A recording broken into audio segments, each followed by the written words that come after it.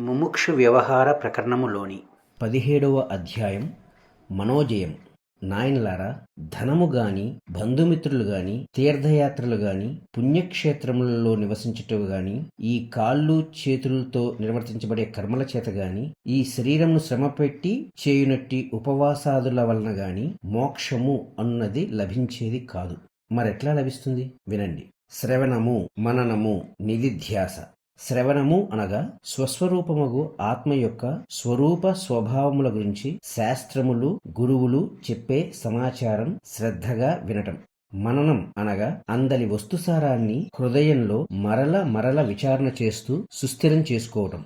నిధిధ్యాస అనగా మనస్సు పరిపరి విధాలా పోకుండా నిలువరించటం. ఆత్మ యొక్క స్వభావములైనట్టి అఖండత్వము, నిత్యత్వము, సర్వత్వము, అప్రమేయత్వము అనుభవమునకు తెచ్చుకోవటం. అట్టి అధ్యాస అనగా థాట్ కాన్స్టెన్సీ. అట్టి అధ్యాస కలిగి ఉండటం. ఇది నిధ్యాస. రామచంద్ర, ఆత్మ విషయమై ఈ విధములైన పురుష ప్రయత్నముల చేతనే మనస్సు జయింపబడుతుంది. ఓ జనులారా, మనస్సు బ్రహ్మరసము సర్వసమత్వములచే నింపబడగా అప్పుడు ఆ మనస్సు, దానికి భోక్తలకు మీరు కూడా శుద్ధ సత్వము అయి శేషించగలరు. సమరస భావనను పొందినట్టి మీరు బ్రహ్మముగానే ప్రకాశిస్తారు. అట్టి స్థితియే ప్రతి జీవుని యొక్క వాస్తవమగు పరమ లక్ష్యమై ఉన్నది. ఈ జీవుడు ఎరిగినా ఎరుగకున్నా అతని యొక్క సర్వ తాపత్రయములు అందుకొరకే. కాని ఆ విషయం స్వకీయమగు మాయావరణ కారణం చేత మరచుచున్నాడు. కేవలం తనకు తానే నిర్మించుకున్న మాయ ఆవరణ కారణం చేత జీవుడు ఈ విషయం మరచుచున్నాడు. లేక అశ్రద్ధ చేయుచు ఈ వస్తుజాల సముపార్జనయే నా ఏకైక లక్ష్యము అని భావించుచున్నాడు. అందుచేతనే అవి పొందినా లేక పొందకున్నా అతడు పూర్ణత్వము యొక్క అనుభవమును ఏమాత్రం పొందుటలేదు. వాస్తవానికి అతనికి అనుభవమగుచున్న అసంతృప్తి ఆత్మస్థితి యొక్క సమాచారం సముపార్జించుకోకపోవట చేతనే కలుగుతున్నది. సర్వ అసంతృప్తులను తొలగించగల బ్రహ్మపదము కేవలీ స్థితి లేక సమాధాన స్థితి విచారణము అనగా ఇంక్వైరీ చేతనే సునిశ్చితం కాగలదు. అందుకుగాను ఈ దేహేంద్రియములను అధిగమించినట్టి ఉత్తమ వివేకము ఆవశ్యకమై ఉన్నది. ఉత్తమమైన దానికోసం స్వల్పమైనది త్యజించటం లోక విదితమే కదా. బ్రహ్మపదము అనబడు ప్రశాంత స్థితిని కోరుకున్నట్టి వారు దుఃఖజాలమే అయినట్టి లేక దుఃఖముగా పరిణమించబోచున్నట్టి ఈ విషయ వ్యవహారములను పరిత్యజిస్తున్నారు. దృశ్య వ్యవహారమును అధిగమించుట కొరకై తీవ్ర ప్రయత్నశీలురగుచున్నారు. సమము, సుఖకరము అయినట్టి ఆసనముపై కూర్చుని స్వయంగా సర్వ దృశ్య వ్యవహారములను సూక్ష్మ బుద్ధితో విచారించుచున్నారు. అట్టి విచారణచే శోకరహితముగు ఆత్మపదమును పొందినవారై జన్మరహితులగుచున్నారు. అట్టి వారి స్వకీయ విచారణ ఎట్టిదో మనం ముందు ముందు పరిశీలించబోతున్నాం.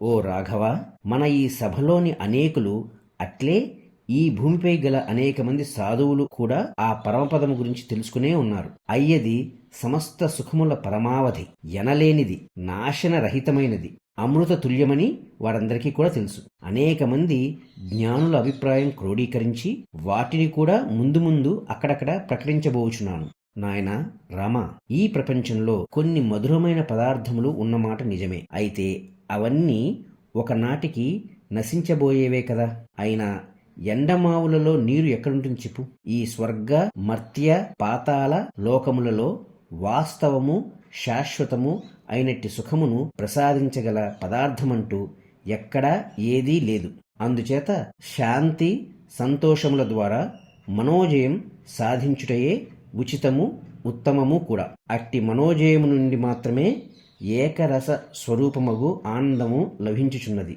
అందుకు వివేకం వికసించాలి. అట్టి వివేకముచే మనశ్శాంతి రూపమైనట్టి ఆత్మపదం అనే పరమసుఖం లభిస్తోంది. అట్టి ఆత్మజ్ఞానము కొరకు దేవ, దానవ, మనుష్యాది జీవులలో ఎవరైనా సరే తగియే ఉన్నారు. అది ప్రతి ఒక్కరి స్వస్వరూపమే కనుక దీనికి ఈ దేశకాల జాతులకు సంబంధించిన వారే తగినవారు అనున్నది ఉచితము కాదు. ఈ విచారణ వీరికి మాత్రమే పరిమితం అన్నది మా ఉద్దేశమే కాదు. నామ సంకీర్తనమునకు, ధ్యానమునకు కూడా సర్వులు తగినవారే. దీనిని పఠించుట ఆత్మవస్తువును ధ్యానించుటే అవుతుంది. పైగా ఇట్టి ఆత్మవిచారణ చేయటానికి అనగా ఆత్మ గురించి సమాచారం గ్రహించటానికి ఏ మాత్రం శరీర పరిశ్రమ అవసరం లేదు.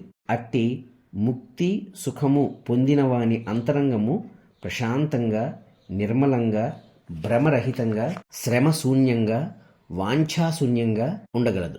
అందుచేత అట్టి ఆత్మ విషయమై ఎరుక కలగవాడు ప్రపంచంలో ఏదో నేను పొందలేకపోయానే అనే రుగ్మత ఇక కలిగి ఉండడు. ఇది ఎట్లయినా తొలగాలి, అప్పుడు గాని మరికొందరి వలె నేను సంతుష్టులను కాలేను అనునట్టి ఆవేశపూరితమైన అభినివేశము కూడా కలిగి ఉండడు.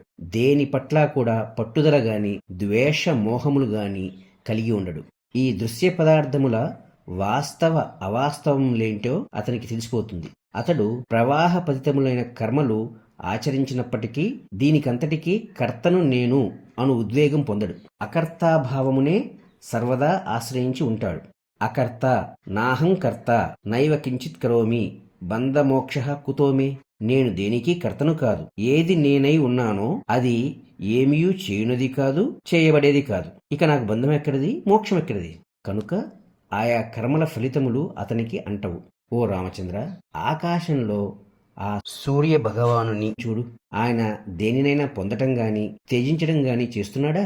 ఇది కావాలి, వీరికే సహకరించాలి, ఇది ఇట్లే ఉండాలి అను భావావేశం లేకుండానే సృష్టిలోని సర్వ పదార్థములకు కారకుడగుచున్నాడు కదా. ఆత్మజ్ఞాని కూడా ఏది పొందడు, త్యజించడు. నిర్లిప్తుడై ఉంటున్నా కూడా కార్యసమర్థుడై స్వీయ కర్మలను నిర్వర్తిస్తూ ఉంటాడు. నాయన రామచంద్ర, ఇంతకు ముందు నీకు చెప్పినట్లు ఇప్పుడు మనం మోక్షము అనే రాజు యొక్క ద్వారపాలకులకు శమ, విచారణ, సంతోష, సత్సంగముల గురించి విచారిద్దామా?